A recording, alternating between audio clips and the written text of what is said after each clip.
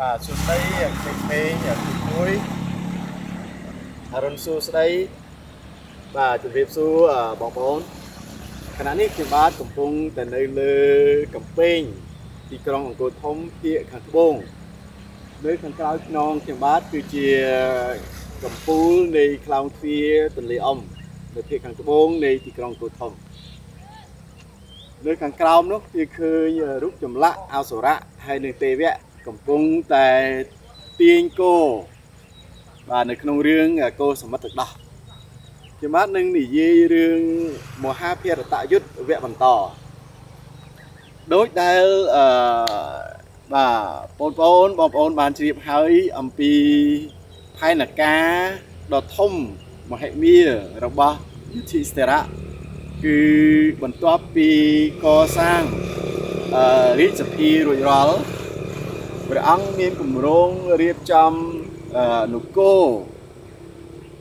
ជាពិសេស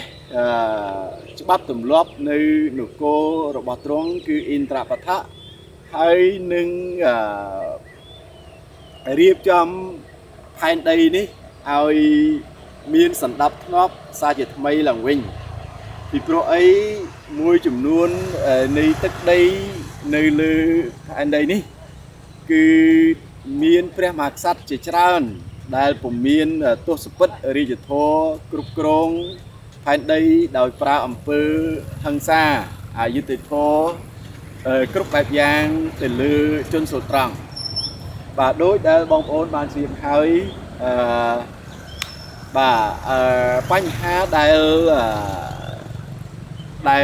រារាំងដែលបញ្ហាដែលធំដែលត្រូវដោះស្រាយគឺមានព្រះរាជា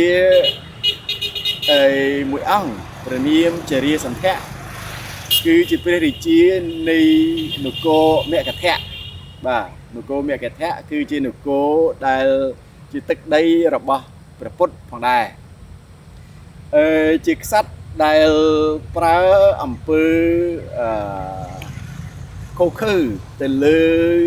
ក្សត្រដទៃទៀតបាទដូចដែលបងប្អូនបានជ្រាបហើយគឺក្សត្រចំនួន98អង្គកំពុងតែឃុំឃាំងនៅគុកនៅក្នុងគុករបស់ជារាសន្ធៈនេះហើយនឹងត្រូវបានគាត់នឹងសម្លាប់ដើម្បីបូជាដល់អាទិទេពបាទនេះគឺជាមូលហេតុដែលត្រូវដោះស្រាយចំពោះយុធិស្ថិរៈនៅក្នុងការគ្រប់គ្រងផែនដីនេះទាំងមូលបាទបន្ទាប់ពីបងប្អូនរបស់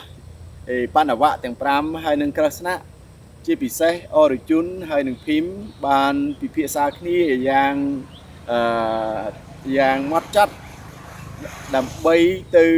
ចូលលុកលុយនិងសម្លាប់ចូលលុកលុយនគរមគធៈហើយនឹងសម្លាប់រាជាសន្ធៈបាទឥឡូវនេះខ្ញុំបាទនឹងនិយាយអំពីប្រវត្តិខ្លះនៃរាជាសន្ធៈនេះបាទនៅនគរមួយនៅមុនបាទនេះគឺជាប្រវត្តិមុននឹងការឲ្យកំណើតនៃការកើតឡើងនៃមុនរាជាសន្ធៈកើត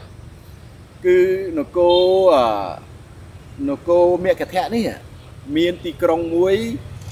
នៅក្បែរជើងភ្នំគិរីវរាជបាទនៅបាទគឺភ្នំគិរីរាជាសប្តាហ៍ថ្ងៃនេះគឺទីនោះដែលខ្មែរយើងស្គាល់ថារាជក្រឹសទីនោះហើយដែលគឺជាទីក្រុងបុរាណមួយរបស់ព្រះបាទព្រឹហតិរតដែលជាបិតារបស់ជារាសន្ធៈបាទព្រះរាជាអង្គនេះបានរៀបអភិសេកជាមួយនឹងបុត្រីនៃនគរកាស៊ីបាទនគរកាស៊ីហ្នឹងគឺមានបុត្រីស្អាតច្រើនណាស់អ្នកស្រុកនគរកាស៊ីថ្ងៃ ថ្ងៃណាមួយដែលខ្ញុំមានឱកាសខ្ញុំនឹងទៅលេងនគរកស៊ីដើម្បីផ្ដិតនៅរូបភាពជីវភាពប្រចាំថ្ងៃហើយនឹងច្បាស់ណាស់នឹងទៅរកប្រាសាទមួយចំនួនដែលតាក់ទិនទៅនឹងរឿងរាមកេរ្តិ៍និងរឿងមហាភារតយុទ្ធដើម្បីបង្ហាញបងប្អូននឹងបង្ហាញបងប្អូនទស្សនាហើយប្រៀបធៀបអំពីស្ថាបត្យកម្មនៅទីនោះហើយនឹងស្ថាបត្យកម្មថ្ងៃយើងបាទព្រះអង្គបានរៀបអភិសេកជាមួយបុត្រីភ្លោះបាទបុត្រីភ្លោះរបស់នគរកាស៊ីព្រះមហាក្សត្រអង្គនេះគឺជាព្រះមហាក្សត្រដែលពុកគ្រប់គ្រងនគរដែលមានទស្សពិតរាជធរប្រជាជនប្រជារាស្ត្រនៅនគរមគធៈនៅសម័យនោះ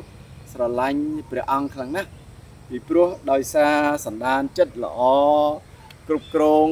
ដោយទស្សពិតរាជធរបាទក៏ប៉ុន្តែជាអកុសលព្រះអង្គពុំមានបរិយាបុត្រនឹងគេនោះទេដូច្នេះព្រះអង្គបានសម្រេចព្រះតីបោះបង់រាជធានីបោះបង់រាជបល្ល័ង្កបាទទុកមិនដឹងជាទុកចោលឲ្យអ្នកណាគ្រប់គ្រងទេក៏ប៉ុន្តែព្រះអង្គទៅគង់នៅក្នុងព្រៃជាមួយនឹងមហេសីទាំងពីរបាទហើយព្រះមហាក្សត្រនេះក៏នៅវ័យក្មេងនៅឡើយទេមិនទាន់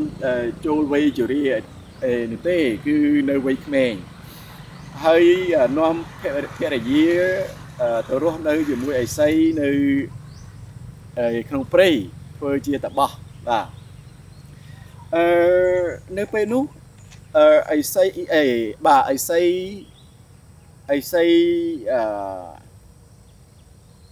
បិសីមួយអង្គបានសួរទៅព្រះអង្គថាបាទឥសីនឹងឈ្មោះខ្ញុំភ្លេចឈ្មោះឥសីនឹងមានប្រនាមថាច័ន្ទកោសិ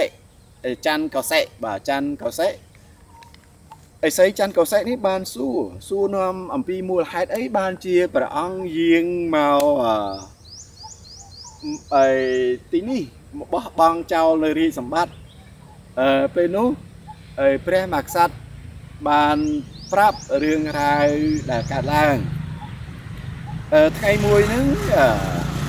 បាទខណៈដែលឥសីកំពុងតែអង្គុយនៅក្រោមដើមស្វាយស្រាប់តែមានផ្លែស្វាយទុំជ្រុះដុកមួយចំផ្លូវរបស់ឥសីហ្នឹងបានយកផ្លែស្វាយហ្នឹងទៅប្រគេនបាទបានយកផ្លែស្វាយហ្នឹងទៅជូនទៅថ្វាយព្រះមហាក្សត្រប្រហឹកព្រឹហត្តរតបាទនៅពេលនោះព្រះអង្គបានយកផ្លែស្វាយហ្នឹងទៅជូនមហេសីរបស់ព្រះអង្គក៏ប៉ុន្តែមហេសីរបស់ព្រះអង្គមាន2អង្គព្រះអង្គបានពុះផ្លែស្វាយហ្នឹងជា2ចម្រៀកជា2កំណាត់រួចហើយចែកទៅមហេសីមួយអង្គមួយចំហៀងបាទដើម្បីឲ្យព្រះនាងសោយពីព្រោះអីឥសីច័ន្ទកោសិនេះបានប្រាប់ថាបើសិនជាព្រះនាងសោយផ្លែស្វាយនេះព្រះនាងពិតណាស់នឹងមានគរជាក់ជាមិនខានបាទហើយក្រោយមកបាទព្រះនាងទាំងពីរបានប្រសូតបរិយាបុត្រមែនគឺក៏ប៉ុន្តែវាចម្លែកត្រង់ថាបុត្រដែលកើតមកហ្នឹងគឺពុំមានលក្ខណៈគ្រប់គ្រាន់នោះទេមានតែមួយចំហៀងខ្លួនតែប៉ុណ្ណោះភ្នែកក៏មានមួយចំហៀងហើយជើងដៃក៏មានមួយចំហៀងក៏ប៉ុន្តែនៅមានជីវិតបាទនេះគឺជាអភូតហេតុដ៏អស្ចារ្យមួយដែលអ្នកស្រុកគិតថាវាជារឿងអពមង្គលហើយក្រុមគ្រួសាររាជវាំងក៏គិតទៅចង់ដែរថាវាជារឿងអពមង្គលព្រះមហាក្សត្រហើយនឹងយាយម៉បនឹងក៏សម្រេចចិត្តវិចខ្ចប់ទារកទាំងទារកទាំងពីរចំហៀងនឹងទាំងពីរផ្នែកនឹង វិច្ឆ័ព្ទនៃវិច្ឆ័ព្ទរៀងខ្លួនបានន័យថាវិច្ឆ័ព្ទវិច្ឆ័ព្ទជាមួយគ្នាទេរួចហើយយកទៅប្លង់ចោលនៅព្រៃខាងក្រៅព្រះរាជវាំងឯណោះបាទនាពេលរាត្រីមានពួករក្សាសីគឺពួកយក្សស្រីយក្ខណីតែងតែដើរទន្ទឹករៀតដើររុករោគអាហារនៅពេលនោះយក្ខណីរូបនេះបានជួបប្រទះនៅទារកទាំងពីរផ្នែកហ្នឹងក៏ប្រមូលទាំងពីរផ្នែកហ្នឹងហើយដាក់ពួកហើយដាក់ជាមួយគ្នាដាក់គុំជាមួយគ្នាហើយកាន់ដៃស្ដាំម្ខាងនៅពេលនោះស្រាប់តែទារកហ្នឹងបានคล้ายទៅជាទារកទាំងពីរផ្នែកនេះคล้ายទៅជាទារកតែមួយហើយមានជីវិតរស់ឡើងវិញនៅពេលនោះរក្សីហ្នឹងឈ្មោះចារីហើយបានគិតថានាងមិនចង់ឆៃទារកនេះទេត្រូវតែយកទារកនឹងត្រូវប្រគល់ឲ្យព្រះមហាក្សត្រនៅពេលដែលព្រះមហាក្សត្របានឃើញគឺមានការត្រេកអរណាស់ពីព្រោះបុត្ររបស់ទ្រង់មានជីវិតឡើងវិញហើយពេញលក្ខណៈធម្មតាដូចឯងដែរដូច្នេះព្រះមហាក្សត្របានដាក់ឈ្មោះថារាជាសន្ធៈបាទរាជាចារីសន្ធៈគឺជាឈ្មោះរបស់យក្ខណីឈ្មោះចារីបាទនៅពេលនោះអីសីចានកោសៈនឹងបានប្រាប់ទៅព្រះរាជាថាណាបុត្រាអង្គនេះនឹងមានអធិឫទ្ធិខ្លាំងណាស់គ្មានមនុស្សធម្មតាណាមិនងាយនឹងប្រយុទ្ធឈ្នះព្រះអង្គនោះទេប្រយុទ្ធឈ្នះទ្រង់នោះទេបាទនេះគឺជារឿងរ៉ាវដើមកំណើតរបស់ចារីសន្ធៈនៅពេលដែលព្រះអង្គคล้ายទៅជាព្រះមហាក្សត្រនៃនគរមគធៈបាទនៃនគរមគធៈព្រះអង្គមិនមានសន្តាន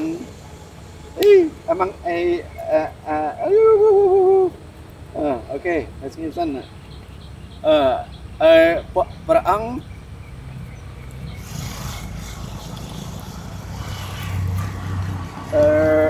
ខ្លាចលោវាបដួលកាមេរ៉ាបាទព្រះអង្គពុំមានសន្តានចិត្តមានចរិតដូចព្រះមហាក្សត្រនោះទេគឺមានចរិតខូខើកំណាចហើយយល់ខុសអំពីជំនឿផ្សេងក្សត្រចារីសន្ធៈហ្នឹងគឺគោរពព្រះវិស្ណុផងដែរក៏ប៉ុន្តែគោរពខុសរឿងគោរពយល់ខុសយល់អត់ត្រូវគឺត្រូវចាប់មនុស្សមកបូជាសម្លាប់កាត់ក្បាលបាទដើម្បីបូជាដល់អតិទេពនេះគឺជាការយល់ខុសក៏ប៉ុន្តែចារីសន្ធៈហ្នឹងគឺមិនស្ដាប់បង្គាប់នរណាទាំងអស់ពីព្រោះដោយសារខ្លួនមានអំណាចគ្រប់បែបយ៉ាងគឺគ្រប់ទិសទីទាំងអស់គឺត្រូវបានចារីសន្ធៈគ្រប់គ្រងបានន័យថាអំណាចឥទ្ធិពលរបស់គាត់គ្រប់គ្រងផែនដីនឹងស្ទើរតែគ្រប់ទិសទីនៅតំបន់នោះបាទដូច្នេះហើយបានយុទ្ធិសេរៈហើយនឹងក្រស្នៈនឹងរៀបចំគម្រោងដើម្បីទៅប្រហារបានគណៈដែលពួកគេបានព្រមព្រៀងហើយអរជុនហើយនឹងធីមនឹងក្រស្នៈតែ3នាក់តែប៉ុណ្ណោះបានចេញដំណើរទៅកាន់នគរមគធៈដំណើររបស់ពួកគេបានឆ្លងកាត់ស្ទឹងមួយគឺស្ទឹងសារយុបន្ទាប់ពីឆ្លងកាត់ស្ទឹងសារយុហើយឆ្លងកាត់ស្ទឹង គុណតកៃហើយគុណបាទស្ទឹងគុណតកៃរួចហើយបន្ទាប់ពីឆ្លងកាត់ស្ទឹងគុណតកៃទៅឆ្លងកាត់នគរមិថិលាបងប្អូននៅចាំបានទេនគរមិថិលានៅក្នុងរឿងរាមកេរ្តិ៍នៅពេលដែលឆ្លងកាត់ព្រំដែននៅនគរមិថិលារួចហើយបានឃើញទន្លេគង្គាចាប់ផ្ដើមឆ្លងកាត់ទន្លេគង្គានៅពេលដែលឆ្លងផុតទន្លេគង្គាចាប់ផ្ដើមឃើញភ្នំគិរីវរាជបាទគិរីវរាជទីនោះហើយដែលជាទីក្រុងដែលជាព្រះរាជវាំងរបស់ហើយក្សត្ររាជារាសន្ធៈគង់នៅពេលដែលពួកគេបានទៅដល់ទីក្រុងអ្នកទាំង3បានคล้ายខ្លួនពាក់សម្លៀកបំពាក់សហាក់បីដូចជាមនុស្សខ្ទើយបាទជាភេទទី3ដូច្នោះហើយពាក់កម្រងផ្កាហើយលាបម្សៅក្លឹមច័ន្ទក្រអូបឈ្ងុយឈ្ងប់បាទហាក់បីបាទហើយដើរកាត់ទីក្រុងអ្នកទីក្រុងមគ្គធៈហ្នឹងគិតថាពួកគេជាមនុស្សទី3ជាខ្ទើយហើយនៅពេលដែលពួកគេបានទៅដល់បាទនៅពេលដែលពួកគេបានទៅដល់ព្រះរាជវាំងអ្នកទាំង3មិនបានចូលខ្លោងទ្វារមុខទេចូលខ្លោងទ្វារចូលផ្លោះកំពែងព្រះបរមរាជវាំងបាទក៏ប៉ុន្តែប្រហែលជាបាទកំពែងទីក្រុងយើងនេះធំណាស់ដែលធ្វើពីដីព័ទ្ធជុំវិញក៏ប៉ុន្តែយើងមិនដឹងថាកំពែងទីក្រុងនៃនគរមគ្គធៈហ្នឹងមានលក្ខណៈយ៉ាងម៉េចយ៉ាងដូចម្ដេចនោះទេអ្នកទាំង3មិនបានចូលតាមទ្វារធំទេផ្លោះកំពែងចូលរួចហើយចូលទៅក្នុងព្រះបរមរាជវាំងនៅពេលនោះជារាសន្ធៈហ្នឹងក៏ដឹងថាមានគេលបលួចចូលមកក្នុងព្រះបរមរាជវាំងហើយព្រះអង្គបានឲ្យគេយកទឹកដោះគោហើយនឹងទឹកឃ្មុំទៅជូនអ្នកទាំង3សោយបរិភោគហើយរងចាំជារាសន្ធៈហ្នឹងបានប្រាប់ថារងចាំព្រះអង្គសិនពីព្រោះព្រះអង្គកំពុងតែជាប់រវល់ពួកបាទក្រស្នាហើយនឹងអរជុនហើយនឹងភីមនេះរងចាំរហូតដល់តែម៉ោង12យប់ទៅជារាសន្ធៈមានពេលរួចរាល់ហើយទៅចូលជួបហើយបានសួរថាតើអ្នកជានរណាមកទីនេះដើម្បីអ្វីហេតុអីបានជាអ្នកមិនចូលមកតាមទ្វារមុខអ្នកចូលមកផ្លោះកំពែងទីក្រុងចូលដូច្នេះអ្នកមិនមែនជាមិត្តរបស់យើងទេច្បាស់ណាស់អ្នកជាសត្រូវរបស់យើងជាមិនខានតើអ្នកជានរណាហើយមកទីនេះមានការអ្វីបាទក្រស្នៈបានប្រាប់ថាយើងមកទីនេះមកសូមប្រកួតជាមួយនឹងព្រះអង្គបាទជារាសន្ធៈបានសួរតទៀតថាតើមានមូលហេតុអីបានជាអ្នកទាំងពីរចង់ប្រហារចង់ផ្ដាច់ផ្ដោតជីវិតរបស់ខ្ញុំដោយបបួលប្រយុទ្ធគ្នាដូចនេះតើពួកយើងនឹងជាសត្រូវនឹងគ្នាពីពេលណាបាទនៅពេលនោះក្រស្នៈបានប្រាប់ថាព្រះអង្គបានឃុំឃាំងមនុស្សទុកស្ដេចទុកនៅទីនេះជិត100អង្គហើយនោះហើយព្រះអង្គនឹងប្រហារពួកគេដោយគ្មានទោសកំហុសដូច្នេះនេះគឺជាអំពើយងខ្នងជាទង្វើអប្រិយដែលមិនអាចទទួលយកបាននោះទេដូច្នេះពួកយើងមកទីនេះគឺដើម្បីមកសម្លាប់ព្រះអង្គហើយពួកយើងមិនប្រើកម្លាំងបាទតាមពិតទៅជារាសន្ធៈហ្នឹងបានស្គាល់ក្រស្នានៅពេលដែលណែនាំទៅថាអូក្រស្នាហ្នឹងមិនអាចមានសមត្ថភាពវាយជាមួយត្រង់បានទេហើយអរជនហ្នឹងក៏នៅក្មេងឥឡូវពីព្រោះអី ក្រិស្ណានឹងឲ្យជ្រើសរើសតើក្នុងចំណោមពួកយើងទាំង3ហ្នឹងតើយកមួយណាចង់ប្រយុទ្ធជាមួយអ្នកណាក៏បានដែរចំពោះគ្នាយើងទាំង3ហ្នឹងនៅពេលនោះអីចរិយាសន្ធៈបានជ្រើសរើសយកភីមព្រោះភីមមានកម្លាំងកាយកម្លាំងពលំខ្លាំងបាទនៅពេលនោះគឺឆាកប្រយុទ្ធបានចាប់ផ្ដើមក៏ប៉ុន្តែបងប្អូនដឹងទេមុននឹងប្រយុទ្ធចរិយាសន្ធៈនេះដឹងខ្លួនថាគាត់ប្រហែលជាចូលទីវង្គតជាមិនខានបានសុំឱកាសនឹងធ្វើរាជាពិសេសកូនប្រុសរបស់បុត្រារបស់ទ្រង់គឺឈ្មោះសហទេពក៏ប៉ុន្តែកុំច្រឡំសហទេពអូនរបស់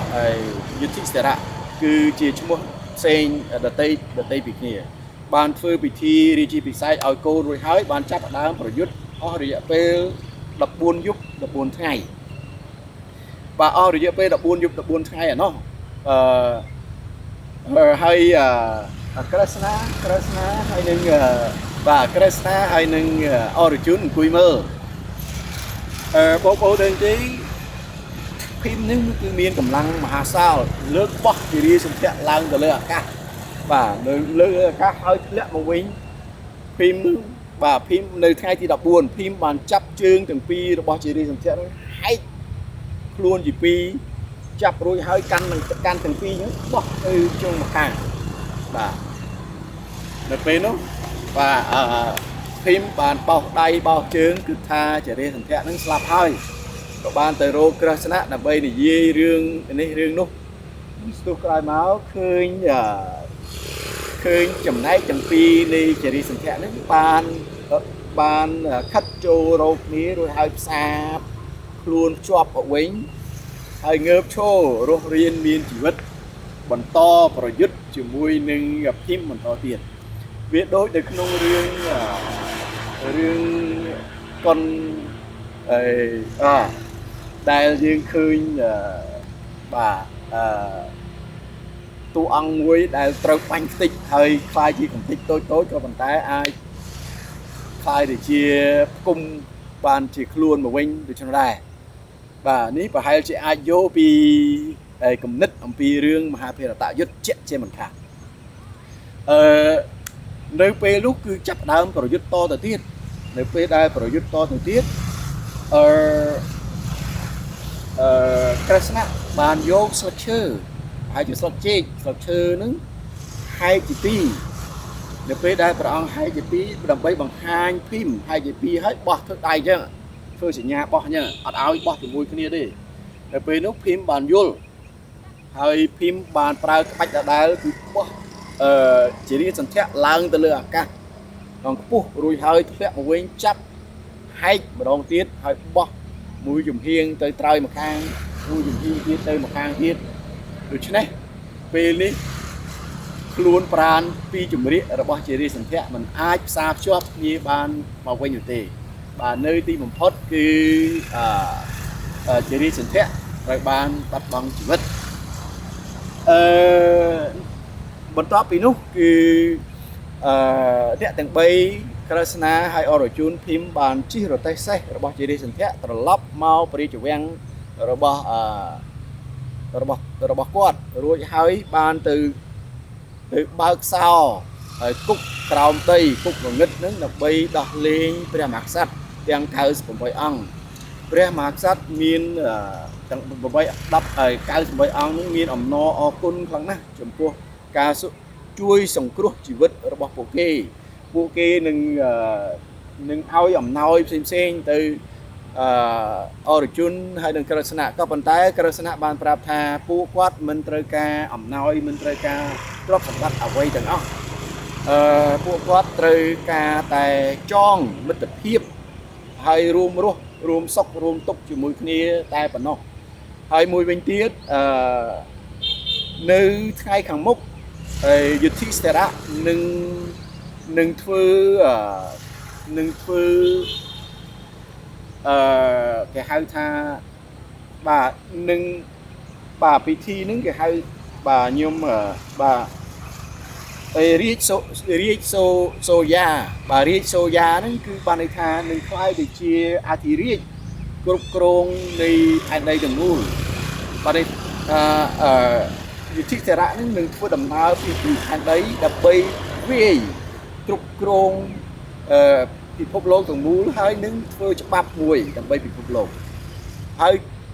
សំណូមពររបស់ក្រស្នៈគឺសូមឲ្យព្រះមហាក្សត្រទាំងអស់ហ្នឹងជួយចូលរួមដង្ហែយុទ្ធសេរៈបានន័យថាចូលរួមនៅក្នុងពិធីរាជសូយ៉ាហ្នឹង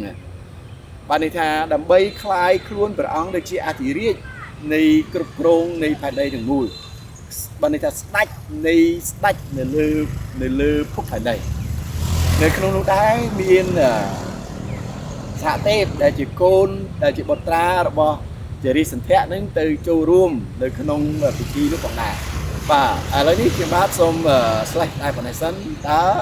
ទៅអនាគតតើយុទ្ធសេរៈអាចគ្រប់គ្រងផែនដីបានដែរឬទេហើយនឹងមានរឿងរ៉ាវអ្វីកើតឡើងចំពោះគ្រួសាររាជវង្សកៅរវៈហើយនឹងបណ្ឌវៈបាទអរគុណសូមជម្រាបលាបាយបាយ